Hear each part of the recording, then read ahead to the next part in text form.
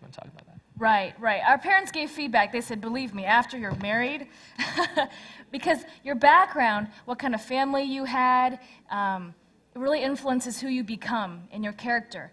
And so whether that's how you put chopsticks in the dishwasher or how you handle money, a lot of this contributes to either the conflicts that you have in a serious relationship, or hopefully if you guys can see eye to eye and have more of the same character and same values.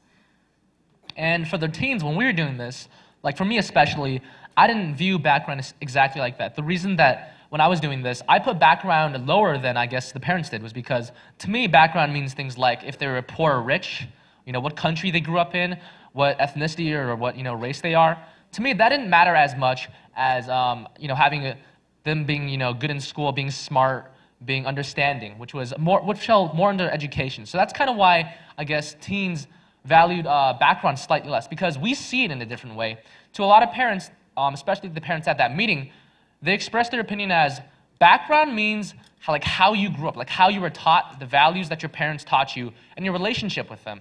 But to a lot of teens, that's not what it meant. The teenagers have a background means if you know grew up, what type of city you grew up in, if you grew up with money, if you grew up without money. Those things to us, I guess, is how we define background. And I guess those things aren't as important when we're looking for a future girlfriend or boyfriend. Yes. So I had the benefit of growing up in high school with two parents who did a lot of counseling. So that included marital counseling and premarital counseling. So this is what they shared with me in high school. They said, just as the parents voted, in order to have a relationship that's going to last, that's stable, that has a foundation, character, of course, is the most important. And we don't find out character until we know someone over a long period of time, right? How they react to stress, what they do when someone criticizes them, how they treat their parents, how they treat, you know, girls. I don't know if your dads have told you, or moms. Notice how your future boyfriend treats his mom, because that's how he'll treat you. Character and also values. So do you value a 6-digit salary and you live in a really nice neighborhood, or do you value having a loving, small but close family, even though you may not be so well off? What things are important to you in life? What goals do you have? So that forms the foundation of a relationship. Then after that would come background, and then education, and then personality. The things on the bottom are the most important things, like the things that give stability to a relationship. We don't put them on the bottom because they're the least important. Yes, yeah. So they're the most important, and you can see that, and I switched them up here. Oh, personality, and then finally, appearance. Of course, in high school, honestly, most relationships start out this way, right? So what happens is you get a relationship that's like this, and it's not very stable, and it's a matter of time before things crash, people get hurt, heartbreak, but sometimes it starts all over again. So if you don't start with a good foundation, then your relationship is likely to be very unstable and not likely to be founded on, you know, good things. If you just wanted to go out with the other person because they're good looking and you don't really know much about their character, what type of person they are, or how smart they are, then when you do get into a relationship, you might, you know, be faced with a lot of surprises. And just like, you know, you can stand a triangle up like this with a broad base, but if you tip it on its head, and appearance is now, you know, the thing that's trying to hold up the relationship, it's not going to work. There's going to be a lot of wobbling, and hopefully, I mean, sooner or later, it's going to collapse. Right. All right, thank you. Yeah, no Thanks, problem. Carl. I'm going to continue on and share a little bit of my story. 2 stories from when I was in high school. So right after freshman year, I moved here to San Jose, and I joined a church. I met someone who was a bit older. He was, I think, a junior at the time.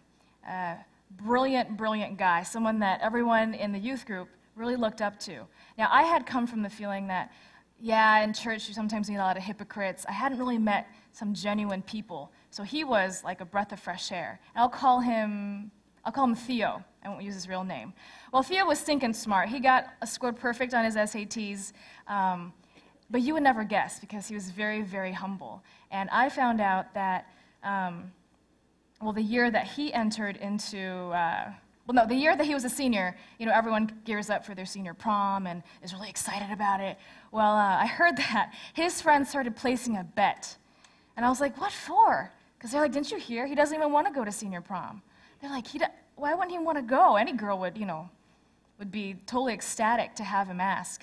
And so they placed, I think, $200, and still he said, no, I don't need to go. I'm not interested in going to senior prom. And his friends were really frustrated. And finally he said, you know what? The things that go on at dances, I'm just not into. He said, I just want to save my first dance for my future wife.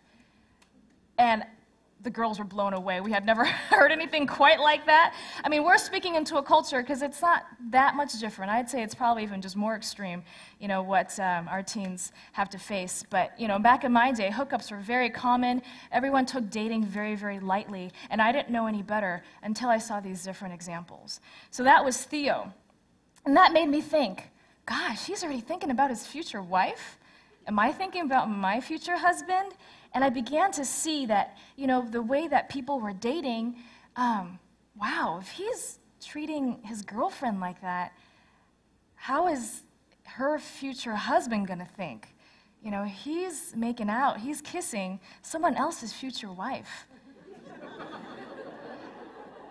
So I began to see that there's a lot of practicing going on, but then, you date, and then you get another girlfriend, and then you start comparing. And I thought, well, what would it be like to go to the altar? You're on your wedding day, and you're looking into your person's eyes, and you wonder, how many girls have you kissed? How many girls have you been with? Okay, I'm talking from, a girl's perspective, but same thing with the men. Would you feel comfortable going to your wedding day knowing that your wife has poured out her heart and spent 60 hours on Facebook and IM and GChat, all throughout college and high school? And to know that all these different men have parts of her heart. So that began to get me to think, well, there seems to be a lot of, physical stuff that happens in dating too. People don't think anything of it. After all, it feels good, just do it. But I began to see a pattern also with my friends. I realized the ones that they got involved more physically, like more quickly, the less that the guys really cared about getting to know someone intellectually, emotionally, spiritually, And that's what I saw about Theo and some of his friends at church. The way they treated girls, they weren't just like objects, or, oh yeah, I'm gonna, conquer that girl, I'll win that girl, oh yeah, I could totally, that they actually wanted to protect us. In fact, Theo told us he was more protective of his younger sister. He said, I don't like it when my sister goes out wearing short shorts. I tell her she's so beautiful, she does not need to attract more attention, and that he's a guy, he knows. So he said, I'm more strict than my mom, and I know she hates it, but I love her. What can I do? I'm going to tell it to her very honestly. So I began to see him versus some other friends and the choices that they made, and I began to see, wow, I think what he's doing is he's learning to love. He's learning to put his desires aside, to actually love someone, and maybe love someone he's not even met yet. On the flip side, I saw other friends, it was all about them. Whatever felt good, they went for it. They didn't really care about the person's best interest. I mean, it feels good right now to both, but how about 3 months, 3 years down the line? Another story. My friend, I'll call her Hannah, I met in college. I went to Biola down in SoCal. Hannah recently got married, and then she told me the story of how she met her husband. And he was stationed in the U.S. Navy, so they would go out traveling all over. He'd go to Thailand, Southeast Asia, and especially in those places, every time they landed, there was a lot of women who would throw themselves at them, And he said the temptation was crazy. He said he literally had to go in his own hut because everywhere there was just so much opportunity to really mess things up. And he said that God gave him an idea. The only thing that kept him focused when he would be traveling with the Army is every city he would go to, he would look for, he'd go to a store and look for an object, or look for a beautiful, say, vase or decoration, something for his future wife. And so after a few years of being in the Navy, he accumulated quite a lot of stuff. And when he got engaged to Hannah, and the two of them had decided very early on, they had made mistakes in the past, but they said, you know what, I love you so much. I don't want to be stealing from you. I am so attracted to you, but I want to be storing up passion, and I want to love you now. Because I don't know if you're my future wife, we're moving there, but they decided not to kiss until they got to their wedding day, to the altar. And during